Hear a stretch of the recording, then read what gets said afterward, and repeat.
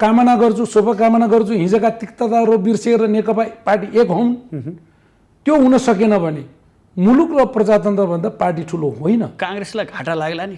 घाटा र नाफाको कुरा छैन। काङ्ग्रेसलाई नाफामा जाने हो भने अस्ति विघटनमा हामीले स्वागत गरेर हामी के अरे निर्वाचनमा गएको भए हामी ल्यान्डस्लाइड गरिदिन्थ्यौँ। हामी घाटा र नाफा त्यतिखेर हेर्छौँ जब संविधानको जग बलियो छ र लोकतान्त्रिक प्रक्रियाहरू मजबुत छन् र अहिले वर्तमान संविधानले के अरे व्यवस्था गरे अनुसारको निर्वाचनमा हामी चुनावमा जान्छौँ।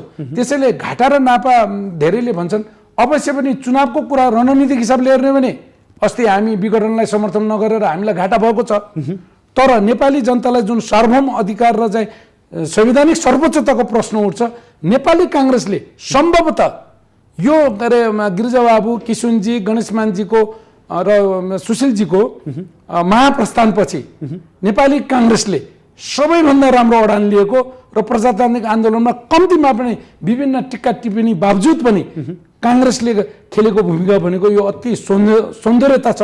र यसैले मैले अहिले भने कि काङ्ग्रेस सत्ता समीकरणभन्दा पर्खर हेरमा जाने हो र म नेकपाका साथीहरूलाई पनि अनुरोध गर्न चाहन्छु, मुलुक र प्रजातन्त्रको अगाडि तपाईँहरूको पार्टी र मेरो पार्टी नगण्य हो। भरसक मिलेर सत्ता पुराना तिक्तता बिर्सनुहोस्। तपाईँहरूको के अरे सैद्धान्तिक मतभेद नै आएको हो भने देश र प्रजातन्त्रको लागि अब यसले पार्टी फुट्छ कि टुट्छ कि भनेर संसदलाई फेरि पनि हिजो त तपाईँहरूले जनतालाई बन्धक बनाउनु भयो, संविधानलाई बन्धक बनाउनु भयो, अब फेरि माननीय सांसदजीहरूलाई पार्टीको व्हिप, पार्टीको गुट र उपगुटको एउटा चाहिँ चेपाटमा परेर हाम्रा सांसदहरू जनताले चुनेर पठाएका नेकपाका सांसदहरूलाई एउटा दबावको थिचोमिचोको बन्दी चाहिँ नबनाउनु। विशेष गरी त्यो माथि पनि दुईटा टप खेलाडीहरूलाई मेरो अनुरोध छ। 4 खेलाडी नामै म लिँदैछु। प्रथम दुई हुन् पुष्पकमल दाहालजी र प्रधानमन्त्रीजी। त्यसपछि तल आएर भोलि राजनीतिक परिस्थिति कस्तो बन्छ, दलीय समीकरण हुने भयो भने संविधानको धारा 76 को 2 आकर्षित हुने अवस्था गयो भने त्यहाँ फेरि शेरबहादुरजी र अहिले देखिएको मधेसवादी दलहरू यो भित्रबाट बाबुराम भट्टराई हुन भनौँ न त्यो दलहरू आउँछ। अब हामीले के कल्पना गर्यौँ, संशोधन विघटनलाई 76 को धारा 1, 2, 3 र 5 लगेर 4 र उसमा चाहिँ 6 मा चाहिँ विश्वासको मत लिने भन्यो होइन। त्यो प्रक्रिया किन राख्यौँ भने यसैको लागि रोकिएको। अब ठिक छ, तपाईँहरूको पार्टीमा विवाद भयो, संवैधानिक क्राइसिस परेकै हो, नेपाली नागरिकको अधिकार झन्नै गुमेकै अवस्था होइन हो। अहिले तपाईँहरूले आफ्नो संसदीय दलमा मेजोरिटी पुर्याउन प्रयास गर्दा तपाईँहरूको परामर्श गर्नुहोस्। तर प्रचण्डजी, माता नेपालजी, अझ विशेष गरी प्रचण्डजी र केपी ओली प्रधानमन्त्रीजीले पदको लोलुपन नदिने, सैद्धान्तिक कुरा गर्ने, आफ्ना बाध्यताहरू यो कारणले पुनर्स्थापना मागेको हुँ भन्ने एक थरीले, अर्को थरीले यो कारणले विघटन गरेको हुँ भनेर मान्य सांसदहरूलाई जस्टिफाई गर्ने कोसिस गर्ने। तर मन्त्री दिन्छु अथवा अहिले सुनिएको के पेटीकी भन्ने शब्द पनि आएको छ, एउटा पत्रिकाले पेटीको कुरा नि गरेछ, त्यो दुईजना नेताले गरेन भने खरिद बिक्री हुन्छ कहाँ? एउटा स्मरण छ, यहाँ प्रवेश गरौँ भन्नुहोस्। तपाईँकै स्टुडियोमा मैले एउटा अनुभव गरेर गएको हुँ। तर नेपालको वास्तविकता के हो भने यो देशको राजनीति राजनीतिक कर्मीले र विद्वानहरूले चलाएका छन् कि व्यापारी र गिरोहले चलाएको छ, यो प्रश्न चिन्ह सबै छ।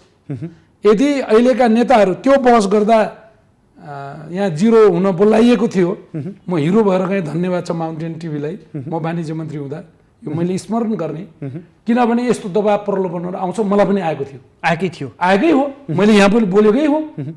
नगरे वापत पहिला मेरो नेताले भ्रममा परेर प्राइभेट सेक्टर फेल्ने भएन कि यो जति भूमिका बाने पनि निर्णायक काङ्ग्रेसै बन्ने देखिन्छ अहिलेसम्मको स्थितिमा। हो, सत्ता काङ्ग्रेसकै हातमा जान लाग्यो हो। अब फेरि पनि मैले यसरी भने केही दिन अल्मलियो काङ्ग्रेसहरू। 2007 सालदेखि को राजनीतिक परिणामलाई तपाईँले हेर्नुभयो भने काङ्ग्रेस सत्तामा नहुँदा पनि नेपालको राजनीति काङ्ग्रेसले के भन्छ के गर्छ भनेर काङ्ग्रेसकै वरिपरि घुम्थ्यो। पञ्चायतले 30 वर्ष चलायो, तर त्यसमा पनि काङ्ग्रेसले के गर्छ भनेरै पञ्चहरूले हेर्थे।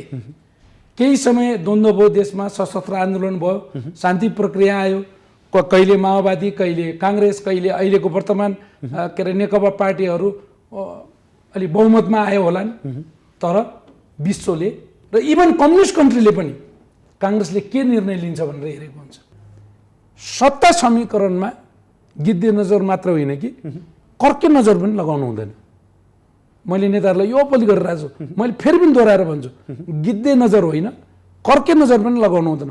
तर यसो भन्दै गर्दा राम राम राम भनेर बस्न पनि सकिँदैन। जब संविधान फेरि पनि जसरी हिजो विघटन संसद विघटन हुँदा सङ्कट आयो, अहिले यो नेकपा भित्रको चलखेलले अथवा तीव्र असहमतिले संविधान जोखिममा पर्ने भयो भने काङ्ग्रेस फेरि अगाडि आउनुपर्छ। त्यो बेलामा काङ्ग्रेस आउनुपर्छ, काँध थाप्नु आवश्यक छ त्यो बेलामा मात्र।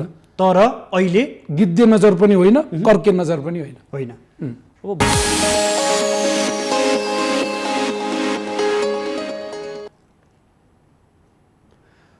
आदरणीय दर्शकबिन नमस्कार, माउन्टेन विशेषमा यहाँहरूलाई हार्दिक स्वागत छ। म सुदर्शन आचार्य। दर्शकबिन, प्रतिनिधि सभा जसरी प्रधानमन्त्रीले विघटन गर्नुभयो र सर्वोच्चमा 2 महिनाभन्दा बढीको बहसपछि त्यो फेरि बिउतिएको छ र आगामी 23 गते प्रतिनिधि सभा बैठक बस्दैछ। खास गरेर नेकपाभित्र देखिएका विभिन्न खिचातानी, एक अर्का बीचका प्रत्यारोपकै कारण यो अवस्था सृजित भयो भनेर सामान्य नागरिकले समेत बुझिसकेको अवस्था छ।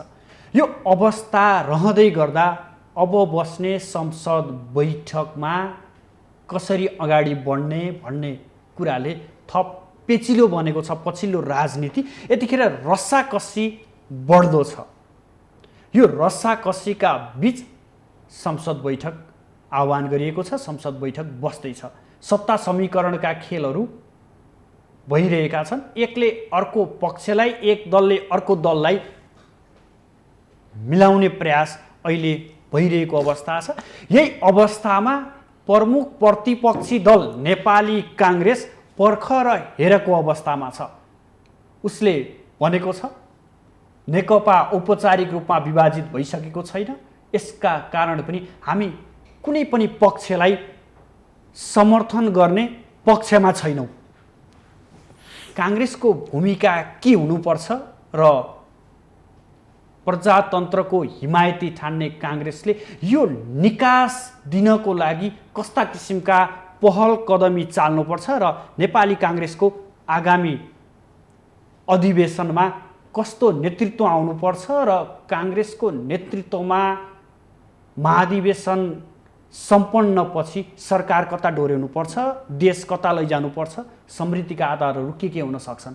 आज हामी यिनै विषयवस्तुको पेरिफेरीमा रहेर चर्चा गर्नेछौँ। यसका लागि नेपाली काङ्ग्रेसका नेता पूर्व मन्त्री रोमी गौचन थकाली हुनुहुन्छ। स्वागत छ सर यहाँलाई माउन्टेन टेलिभिजन। धन्यवाद। यो पछिल्लो राजनीतिक घटनाक्रममा यहाँको विश्लेषण। अब अहिले नेपाली काङ्ग्रेसको भूमिका भनेको मलाई लाग्छ संसद पुनर्स्थापना, यहाँलाई पनि थाहा छ, संसद पुनर्स्थापनाको एउटा अभियानमा मेरो पार्टी र म स्वयं पनि जोडतोडका साथ लागे। किनभने संविधान झट्ट हेर्दा संसद विघटन एउटा निर्वाचनको लागि भनिएको भए तापनि वास्तवमा जानी नजानी यो संविधानको एक किसिमले भन्ने हो भने भ्यालिडिटीमा लगिसकेको अवस्था हो। अहिले सम्मानित सर्वोच्च अदालतले विधिको शासन र विधिद्वारा र कानुन र संविधानले व्यवस्था गरे बमोजिम फैसला आएको छ। यसमा कुनै समूह अथवा कुनै पनि राजनीतिक दलहरूको जितार भएको होइन, विधिको शासनको स्थापित भएको हो र विधिको जित भएको। जित पनि म भन्दिनँ, विधिलाई स्थापित गरिएको। किनभने कसैलाई पनि म मर्माघात गर्न चाहन्न, यो जित र हारको विषय थिएन। आफ्नो आफ्नो तर्क, आफ्नो आफ्नो विश्लेषण, आफ्नो आफ्नो भनाइ थिए। त्यो प्रजातन्त्रमा हुन पाउनुपर्छ, त्यो नै एउटा आकर्षण हो। तर यसो भन्दा भन्दै अहिले यो संसद पुनर्स्थापना भइसकेको अवस्थामा जुन राजनीति निकास विशेष गरी नेपाल कम्युनिस्ट पार्टी नेकपा र प्रधानमन्त्री स्वयंले नै दिनुहुन्छ जस्तो मलाई लागेको थियो, त्यहाँ फेरि पनि नेपाल कम्युनिस्ट पार्टी र प्रधानमन्त्रीज्यू चुक्नु भएको जस्तो लाग्छ। अझै पनि यहाँले प्रारम्भमा भन्नुभयो यो अहिले संसद पुनर्स्थित भइसकेर पनि सङ्क्रमणकालीन अवस्थाकै संविधान जस्तो म देख्छु। किनभने नेकपा भित्रको बहस र उहाँहरूको सत्ता खिचातानी चाहिँ चरम उत्कर्षमा पुगेको हो कि भन्ने म जस्तो नागरिकहरूलाई परिरहेको छ। त्यहाँ जो हुनु हुँदैन थियो, जे नेकपा र विशेष गरी प्रधानमन्त्रीजीले संवैधानिक त्रुटि गर्नुभएको थियो, सर्वोच्चको संवैधानिक इजलासले त्यसलाई सच्याइ दिइसकेपछि प्रधानमन्त्री स्वयंलाई पनि एक अवसर प्राप्त भएको थियो। मलाई लाग्छ राजनीतिमा सबै कुराहरू संविधानमा लेखिएका हुँदैनन्। एउटा मूल्य कम्तीमा पनि सामान्य मूल्य र मान्यता भएको भए सम्माननीय प्रधानमन्त्रीज्यूले एउटा नैतिकताको आधारमा यत्रो ठुलो बहसको मुद्दा चाहिँ सर्वोच्चले होइन तिमीले गरेको गल्ती हो, यसलाई सच्याउनुपर्छ भनेको अवस्थामा सम्माननीय प्रधानमन्त्रीज्यूले राजीनामा दिएर बाटो खोलिदिनुहुन्छ होला जस्तो लागेको थियो। त्यो गर्नुभएको छैन। त्यो गर्न नपर्नु उहाँको फेरि संवैधानिक अधिकार हो। यो राजनीतिक नैतिकताको प्रश्न उठ्यो मात्रै हो। अधिकार त प्रधानमन्त्रीलाई त्यो छ।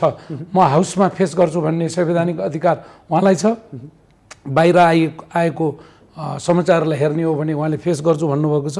जस्तो मलाई के लाग्छ भने उहाँले संसदको अधिवेशन खुलेपछि उहाँले आफ्नोहरू भनाइ संसदको टेबलमा राखिसकेपछि सम्भवतः त्यसैमा आफ्नो भनाइको साथसाथ वक्तव्यको संसदमा वक्तव्यको साथसाथ राजीनामा दिनुहुन्छ कि भनेर मैले चाहिँ त्यो अनुमान गरेको छु। मलाई त्यो अनुमान छ।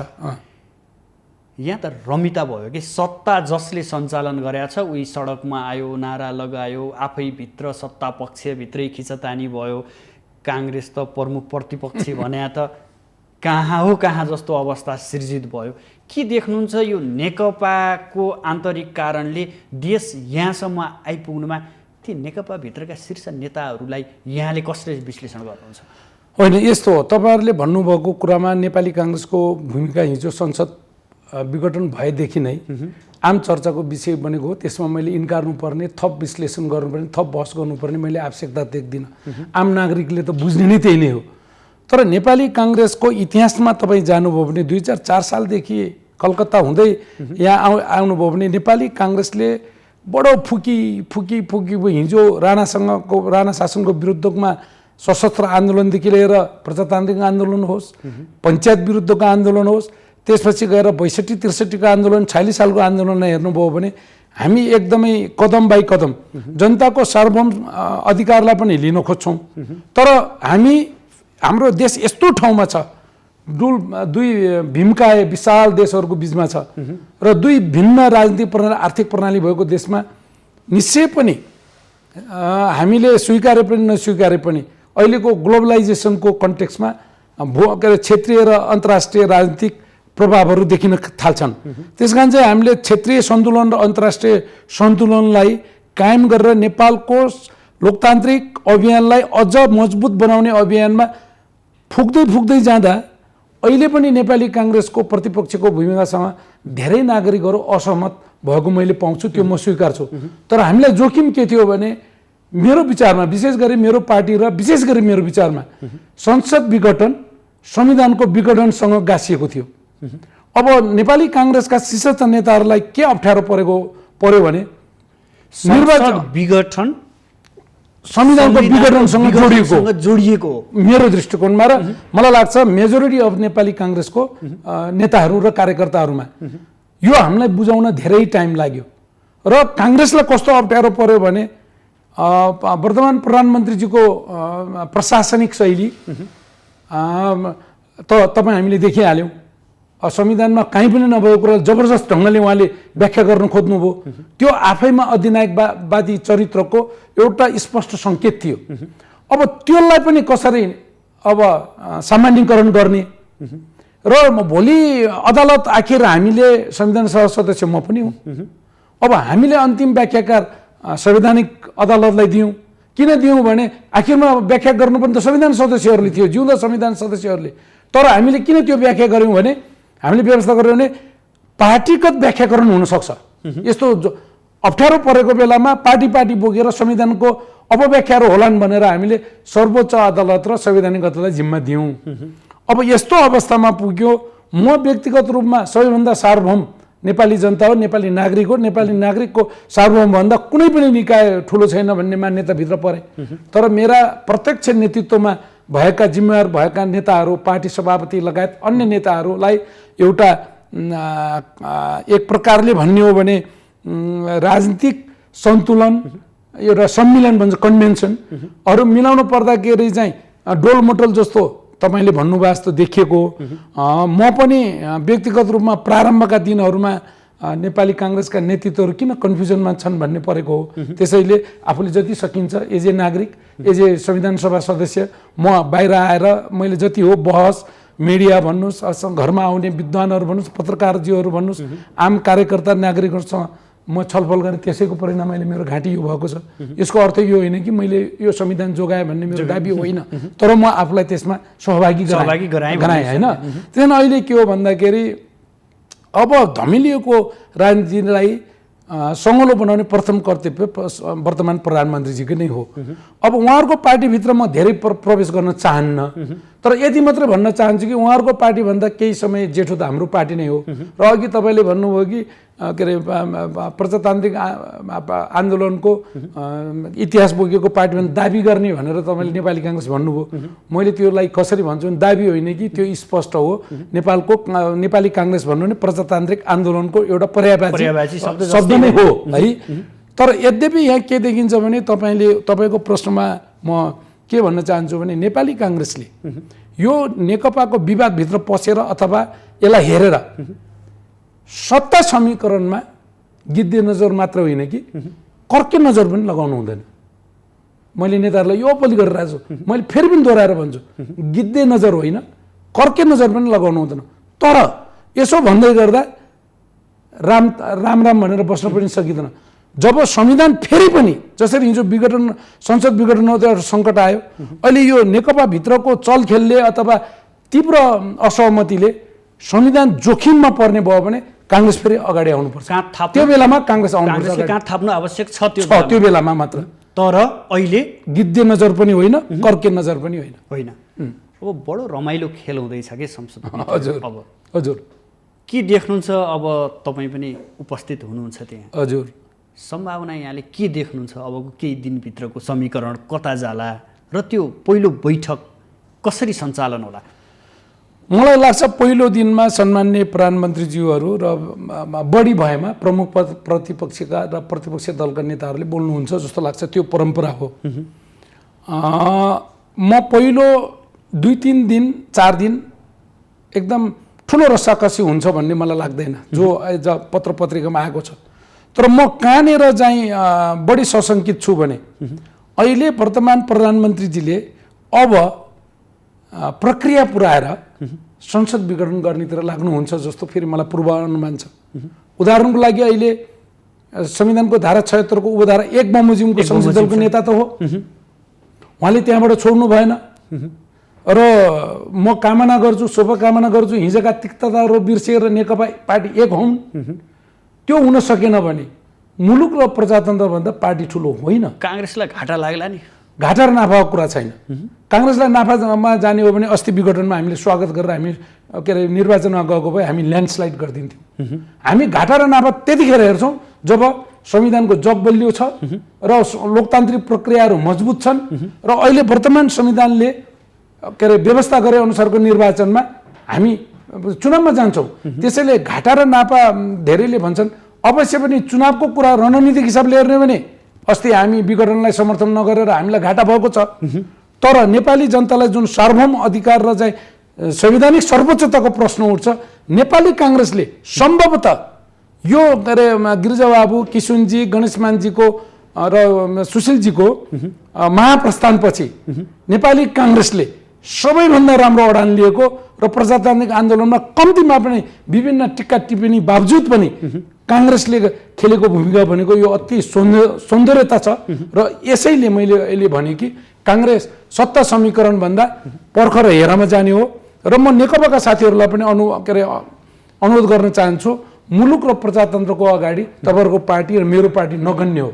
भरसक मिलेर सत्ता पुरानो तिक्तता बिर्सनुहोस्। तपाईँहरूको के अरे सैद्धान्तिक मतभेद नै आएको हो भने देश र प्रजातन्त्रको लागि अब यसले पार्टी फुट्छ कि टुट्छ कि भनेर संसदलाई फेरि पनि हिजो त तपाईँहरूले जनतालाई बन्धक बनाउनु भयो, संविधानलाई बन्धक बनाउनु भयो।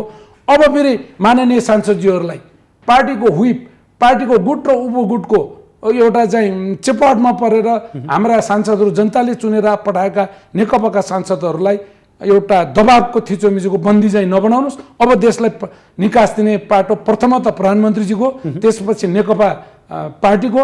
तपाईँहरूले दिन सक्नुहुन्न भने प्रश्न भन्नुहोस्। नेपाली काङ्ग्रेसले हामी सक्दैनौँ भन्यो भने काङ्ग्रेसले खोलिदिन्छ। देशको जिम्मा लिन सक्छ, सक्षम छ। जनताको जिम्मा लिन काङ्ग्रेस सक्षम छ, सक्छ र तयार पनि छ।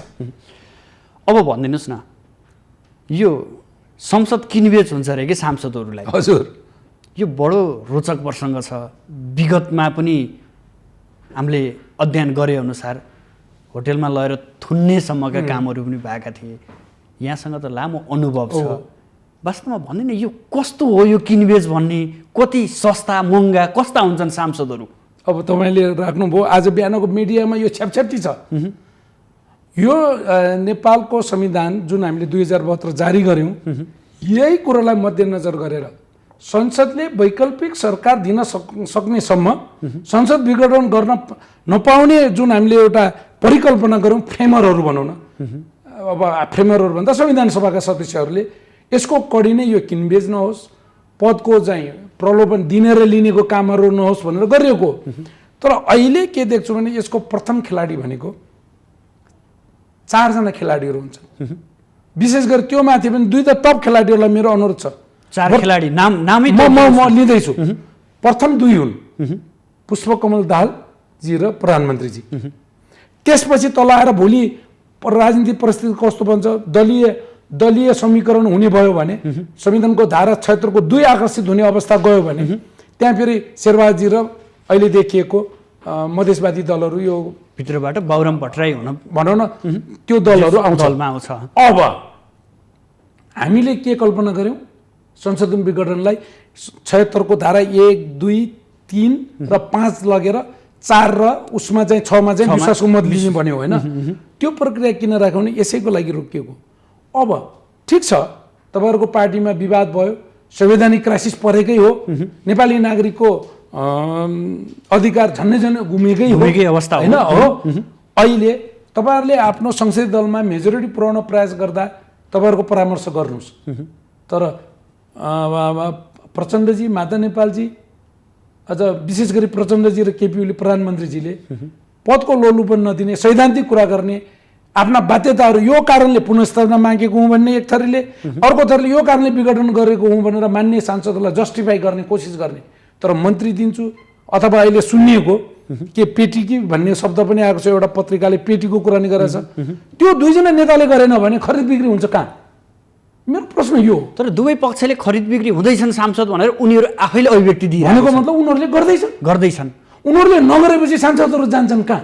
एकछिन अल्मलिन्छ, यता गए ठिक हुन्छ कि यता गए ठिक हुन्छ कि, यो विघटनको पक्षधरको इस्यु ठिक हो कि होइन, अथवा पुनर्स्थापना ठिक हो भनेर नेकपाका सांसदजीहरू केही दिन केही घन्टा अलमलमा पर्नु होला। उहाँ 2 जनाले मन्त्री दिन्छु, केन्द्रीय सदस्य बनाउँछु होइन, अथवा यो दिन्छु र त्यो दिन्छु भनेर मान्छेहरू लगाएनन् भने मलाई एउटा स्मरण छ, यहाँ प्रवेश गराउँ भन्नुहोस्। तपाईँकै स्टुडियोमा मैले एउटा अनुभव गरेर गएको हुँ। तर नेपालको वास्तविकता के हो भने यो देशको राजनीति कर्मीले र विद्वानहरूले चलाएका छन् कि व्यापारी र गिरोहले चलाएको छ, यो प्रश्न चिन्ह सबै छ। यदि अहिलेका नेताहरू त्यो बहस गर्दा यहाँ 0 हुन बोलाइएको थियो, म हिरो भएर गएँ, धन्यवाद छ माउन्टेन टिभीलाई, म वाणिज्य मन्त्री हुँदा यो मैले स्मरण गर्ने। किनभने यस्तो दबाब प्रलोभनहरू आउँछ, मलाई पनि आएकै हो, मैले यहाँ पनि बोलेकै हो।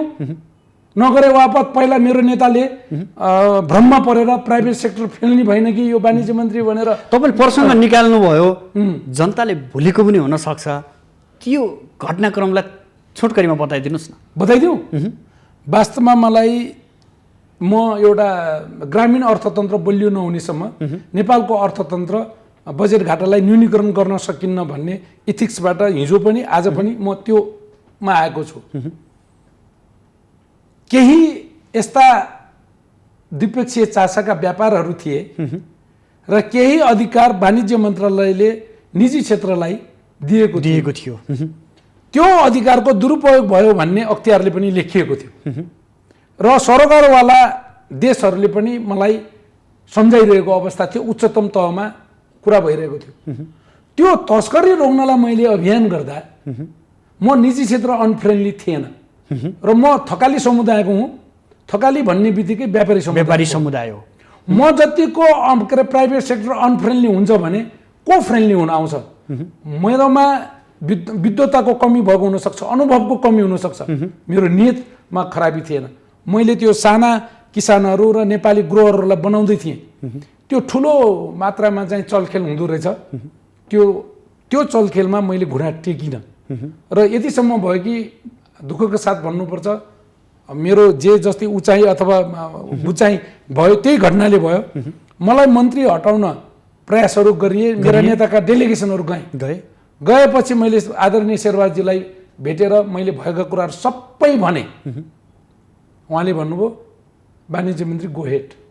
मलाई कुरा बेग्लै भनिएको थियो, तपाईँको कुरा मैले सुने, कम बोल्नुहोस्, कानुनलाई पालना गर्नुहोस्, काम गर्नुहोस्, नडराउनुहोस् भनेर शेरबहादुरजीले भन्नुभयो। त्यो दिनदेखि जनताले जे जसुकै टिक्का टिप्पणी गरे पनि नकारात्मक टिप्पणी गर्ने हाम्रो समाज छ। त्यो दिनदेखि मैले शेरबहादुरजीलाई मेरो प्रदेश सभापति राम्रै सभापति रहेछ भनेर म अडिग रहेँ। त्यसपछि रोमी गौतम थकाली साँच्चै रोमी गौतम थकाली रहेछ भनेर जनताले पनि चिन्ने मौका तपाईँलाई त्यहाँनिर आएको थियो। होइन, त्यो त अब जनताले कसरी लिए अब त्यसैले मैले भन्नु खोजेको, यस्ता दबावहरू प्रलम्बरहरू आउँछन्। म एज ए संविधान सभा सदस्य र राजनीतिक कर्मीको हैसियतले म जस्ता असङ्ख्य विद्वानहरू, तपाईँ पत्रकार मित्रहरू, मलाई त्यत्रो हुँदा नि मैले पत्रकारलाई गाली गरिनँ, मानहानिको मुद्दा लगाएन। किनभने मलाई एउटा के कुरा थाहा थियो भने जब 62-63 को आन्दोलनसम्म आउँदा 2059 साल जेठ 8 गते के अरे त्यतिखेरको प्रतिनिधि सभा भङ्ग भएर गिरिजाबाबुले यो प्रतिगमन भयो भनेर आन्दोलन गर्दा जनता नआउँदा मिडिया साथमा थियो।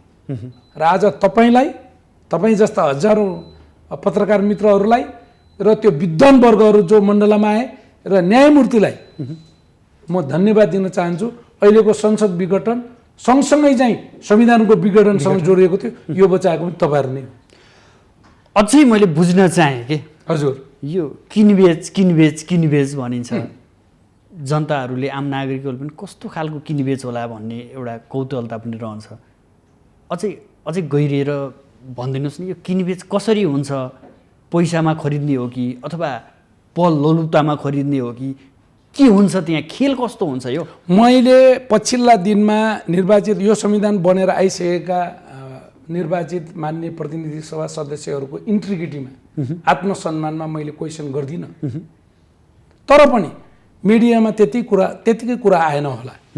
एकजना बहालवाला सांसदको हवाला दिँदै एउटा राष्ट्रिय पहिचान भएको राष्ट्रिय पत्रिकाले यी साधारण कुराहरू हुन् भन्यो भन्ने कुरा आउँदाखेरि मैले आफूलाई पनि धिक्कारेँ कि यो संविधान के मर्मबाट चाहिँ यो धारा 76 को 1 देखि 6 सम्म व्यवस्था गरिएको थियो त्यसलाई कदर गरिएन भनेर मलाई चित्त पनि दुख्यो। तर तपाईले भन्नुभएको किनभने संसदभित्र तपाईँ पनि सदस्य हुनुहुन्छ, तपाईले यस्तो तपाईँ पनि पात्र हो नि त्यसभित्रको एउटा परिवार हो। हैन, अहिले म प्रतिनिधि सभा सदस्य हैन, संविधान सभा सदस्य हैन। कुरो के हो भन्दाखेरि मैले जसरी अघि दृष्टान्त दिएँ नि, मलाई यस्तो यस्तो भयो भनेर म त्यतिखेर बिकेको मैले चुनाव हार्नै थिएन, किन मसँग आर्थिक प्रशस्त हुन्थ्यो। र अहिलेको राजनीति सैद्धान्तिक राजनीतिक मूल्य र मान्यता भन्दा बढी ढाकढुक हाहु र बढ्दो पैसाको प्रभावमा भएको राजनीति देखिन्छ। त्यसैले लोकतन्त्र त्यति राम्रोसँग अगाडि जान सक्दैन कि भन्ने एउटा फ्रेमवर्कको हिसाबले, संविधानको फ्रेमवर्कको हिसाबले मलाई चिन्ता भएको हुन्छ। तपाईले यति कुरा राखिसकेपछि म मान्य सांसदजीहरूको इन्टिग्रिटीलाई प्रश्न नउठाउँदा पनि हाम्रो काम के थियो? संविधान सभा सदस्य र राजनीतिको हिसाबले हामी मुस्ताङमा चुनाव भएको भए म जित्ने प्रबल सम्भावना भएको व्यक्ति हो। त्यसलाई माया मारेर संसद पुनर्स्थापनालाई जे जति गर्न सकिन्थ्यो एज ए फ्रेमवर्क हामी गऱ्यौँ, बहस गऱ्यौँ, भेट्यौँ, राजनीति लबिङ गऱ्यौँ होइन, के अरे भेटघाटलाई तीव्र बनायौँ। त्यस्तै मान्य संसदजीहरू यो संसद र जनताको सार्वभौम मतलाई सम्मान गर्ने तपाईँहरूको जिम्मा हो। अमेरिकामा रिपब्लिक घोषणा गर्ने बेलामा फ्रेमरहरूले भनेका थिए, त्यो हामीले सम्झना गर्नु जरुरी हुन्छ। कम्युनिस्टहरूको लागि मार्क्सले केही कुरा बोल्नुभएको थियो, माओ त्से-तुङले केही कुराहरू बोल्नुभएको थियो होला, ती कुराहरू आज नहुँदाखेरि नेपालका कम्युनिस्ट यो हालत भयो। त्यस्तै डेमोक्रेटिक फ्रन्टमा आएकोहरूले त्यतिखेर अमेरिकन फ्रेमरहरूले मलाई लाग्छ 1768 तिर हो जस्तो लाग्छ, एक्ज्याक्ट मलाई थाहा तर त्यही ताका के हो। उहाँहरू रिपब्लिकमा जाँदा के भन्नुभएको थियो प्रेमहरूले, one of the beautiful system is republic if you can save it। यदि यसलाई बचाउन सक्यो भने मात्रै यो संसारको उत्कृष्ट व्यवस्था हुन सक्छ। जहाँ मान्य सांसदजीहरू तपाईहरुलाई प्रलोभन पनि आउला, मन्त्री बाडला, केन्द्रीय सरकार कति छ 25 जना भन्दा मन्त्री हुन सक्दैन भन्ने तपाईहरुलाई थाहा छँदै छ। त्यो प्रलोभन नपर्नुस्। असल जनप्रतिनिधिले असल संसदको भूमिका निर्वाह गर्ने कोसिस गर्यो भने मन्त्री, म 19 वर्ष अगाडि डेपुटी फरेन मिनिस्टर भएको थिएँ, 19 वर्षसम्म कुरेर म क्याबिनेट मिनिस्टरमा आएँ। तपाईले आफ्नो कार्य गर्दै जानुभयो भने मन्त्री एक दिन तपाईको घर ढोकामै पुर्याउन आउँछन्। त्यसकारण चाहिँ यस्तोमा सांसदज्यूहरू फस्नु हुँदैन, फस्नु होला जस्तो मलाई लाग्दैन। फेरि पनि दोहोऱ्याएर भने यसलाई शुद्धता गराउने जिम्मेवारी प्रधानमन्त्री र प्रचण्डको। अब सट्टा समीकरणको कुरामा तपाईको सभापति शेरबहादुर देउवालाई अफर पुगिसकेको छ। माधव कुमार नेपाल र पुष्पकमल दाहाल बुढा नीलकण्ठमा पुग्नुभयो। लौ तपाईले यो परिस्थितिको निराकरण गर्नुपर्छ, तपाई प्रधानमन्त्री भइदिनुस् भन्नुभयो। यद्यपि कांग्रेसको पदाधिकारी बैठकले भने अहिले तपाईहरुको पार्टी स्पष्ट दुई खेमा भइसकेको छैन, आधिकारिक पाइसकेको अवस्था छैन, त्यो हुँदाखेरि हामी आइदिन्नौ भन्नुभएको छ। के देख्नुहुन्छ यहाँले कांग्रेसलाई अफर आउनु र कांग्रेसको यो धारणा सार्वजनिक हुनु, वास्तवमा कांग्रेस यही धारणामा टिकेर अडिग रहन सक्ला, सम्भावना कतिको छ? तपाईले मिठो प्रश्न उठाउनु भयो।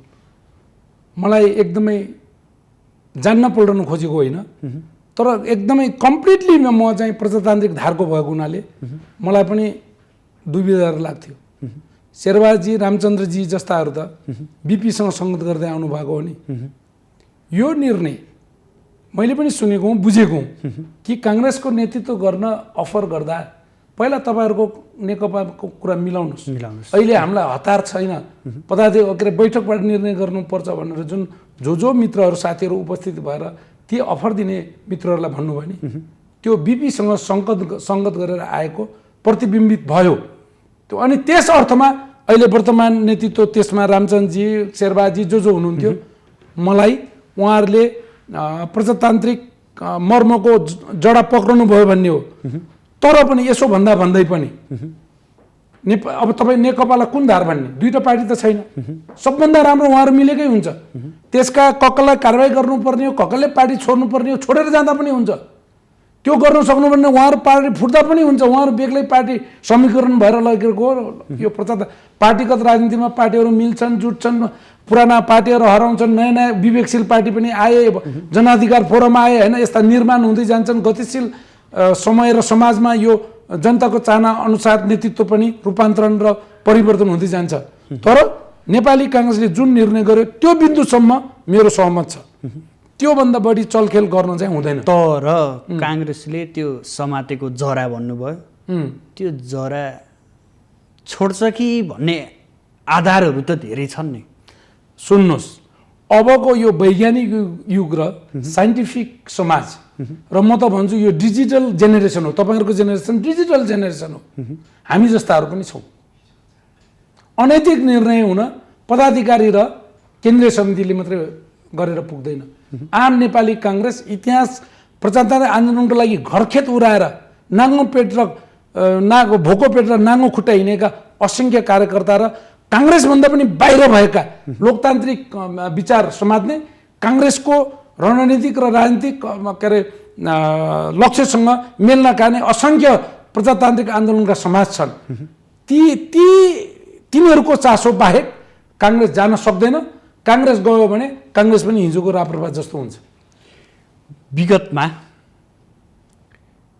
टीका लगाएर त्यो पनि नेपालभन्दा बाहिरबाट स्वीकृति लिएर प्रधानमन्त्री बन्नुपर्ने, नेतृत्व लिनुपर्ने विगतले पनि देखाएकै हो। गिरिजाप्रसाद कोइरालालाई पनि हेर्दाखेरि उहाँलाई पनि एउटा थोरै अडान लिँदै गर्दा उहाँलाई पनि प्रधानमन्त्री पदबाट खुस्काइएकै हो।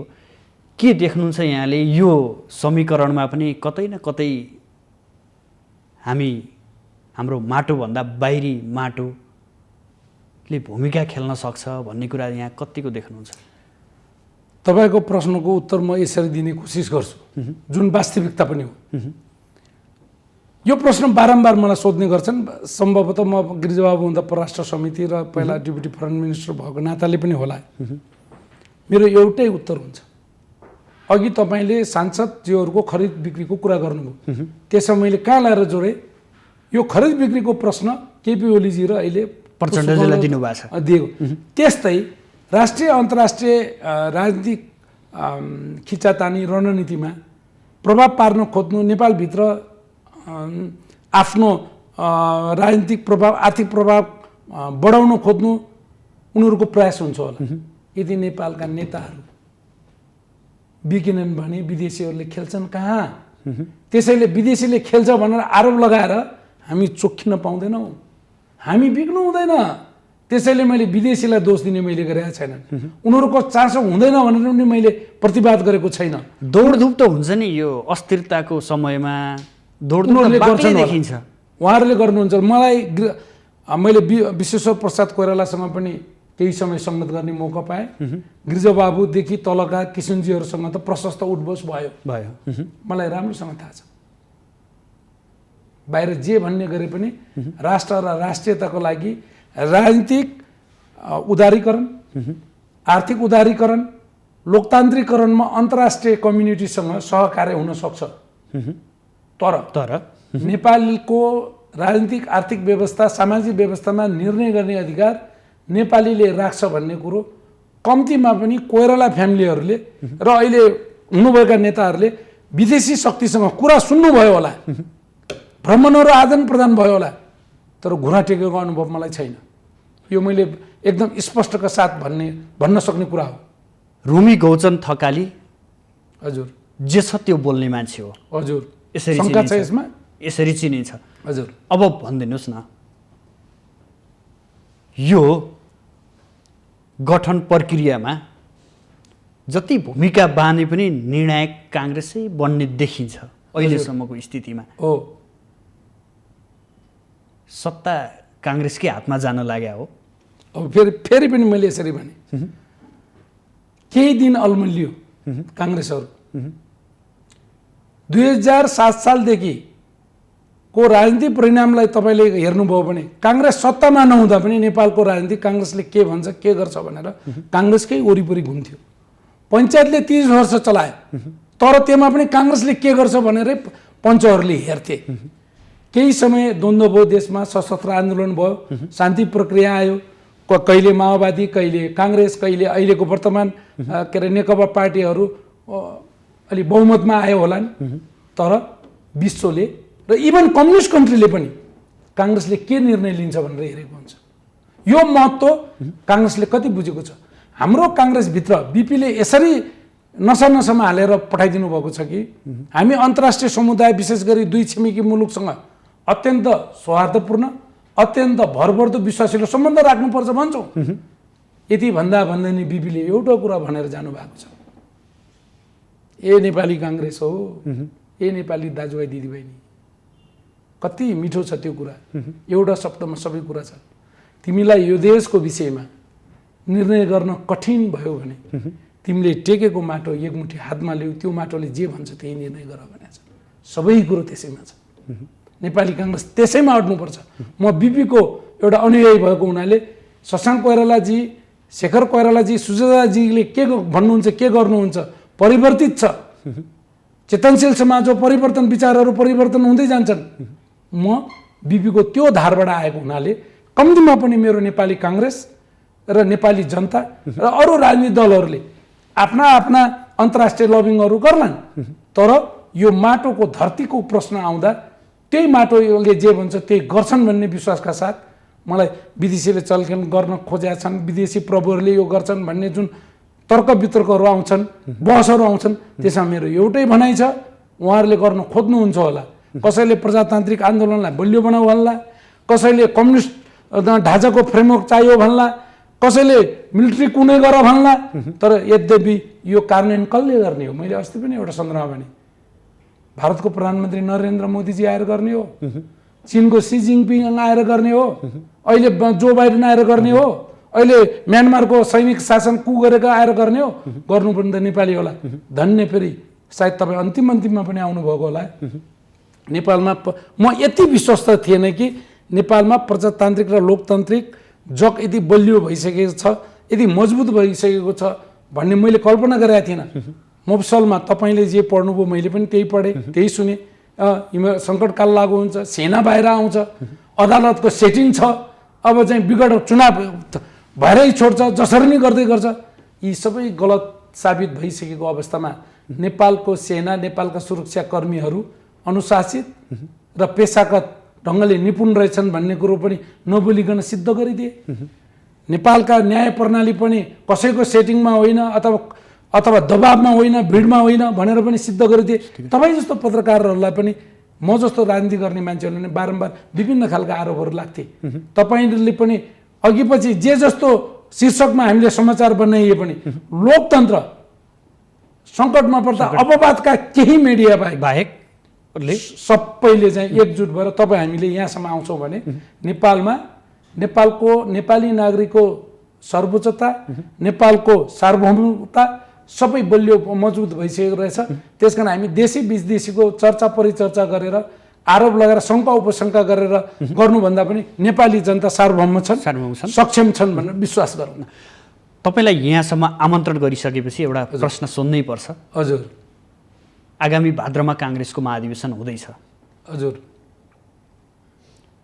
अब नेतृत्व कस्तो आउनुपर्छ र तपाईँहरू जस्ता व्यक्तिहरू नेतृत्वमा काङ्ग्रेसले कहिले पाउँछ र नेपाली काङ्ग्रेसलाई मनमा राख्ने ती कार्यकर्ता र देशका जनताले कहिले पाउँछन्? छोटोमा तपाईँले जटिल प्रश्न सोधिदिनु भयो मलाई र सान्दर्भिक प्रश्न पनि सोध्नु भएको छ। म एउटै कुरा भन्छु, युवा विचारहरू उमेरले मात्रै निर्धारण गर्दैन। विचार युवा छ भने मान्छे व्हिल चेयरमा बसेर पनि विचार नयाँ नयाँ दिन सकिन्छ। तर इतिहासले र अनुभवले हाम्रा अहिले सक्रिय रहनुभएका, उमेरले अलि पाका हुनुभएका नेताहरूको सक्षमता र विचारलाई र लोकतान्त्रिक पद्धति र लोकतान्त्रिक संविधान बनाएर, आखिर लोकतन्त्र त एउटा संस्कार पनि त हो नि। हाम्रो नेताहरू, मेरो पनि कमी कमजोरी भयो होला, टिका टिप्पणी पनि भयो होला। त्यसकारण चाहिँ अहिलेका अलि पाकेका नेताहरूबाट, उमेरले पाकेका नेताहरूबाट काङ्ग्रेस चल्दैन कि, र चाहिँ यो काङ्ग्रेस चलेन भने लोकतन्त्रमा बारम्बार आक्रमण हुन्छ कि भन्ने चाहिँ शङ्का उपशङ्का छ। त्यसकारण विचारले, उत्साहले, उमेरले हाम्रा कार्यकर्ताहरू पनि, म केन्द्रीय सदस्य हुन्छ कि हुँदैन, म विभागमा पर्छु कि पर्दैन भनेर होइन, नौलो खालको जनताले मागेको, संविधानले सोचेको, विधानले परिकल्पना गरेको त्यस्तो नेतृत्व चाहिँ आउनु पर्छ। यदि आएन भने काङ्ग्रेस फेरि 30 वर्ष पछाडि जान्छ। यसमा थकालीको स्थान कहाँनिर हुन्छ? मेरो स्थान कहाँ भन्दा पनि म भन्दा पनि इनर्जेटिक सोच राख्ने, म भन्दा पनि अझ बलियो लोकतान्त्रिक धारमा आफ्नो जीवनलाई समर्पण गर्ने चाहना र त्यो विचारको समूहहरू ल्याउन सके भने रमी गौचन त्यही नै हुन्छ, त्यही नै रमी गौचन सफल हुन्छ। हस्, कार्यक्रमसम्म आइदिनु भयो, आफ्नो महत्त्वपूर्ण विचार, महत्त्वपूर्ण समय हामीलाई प्रदान गर्नु, यसको लागि विशेष धन्यवाद। हस् त, धन्यवाद यहाँलाई पनि। आदरणीय दर्शकबिन, आज हामी यो पछिल्लो राजनीतिक घटनाक्रम र यसमा देखिएका विभिन्न आयामहरूमा नेपाली काङ्ग्रेसको दृष्टिकोण कस्तो छ र नेपाली काङ्ग्रेसको आगामी महाधिवेशन कस्तो हुन्छ र कस्तो खालको नेतृत्व आउनु आवश्यक छ, यिनै विषयका पेरिफेरीमा रहेर बहस सञ्चालन गऱ्यौँ। भोलि पुनः नयाँ विषयवस्तु र नयाँ अतिथिका साथ उपस्थित हुनेछौँ। आजलाई भने बिदा दिनुहोस्। नमस्कार।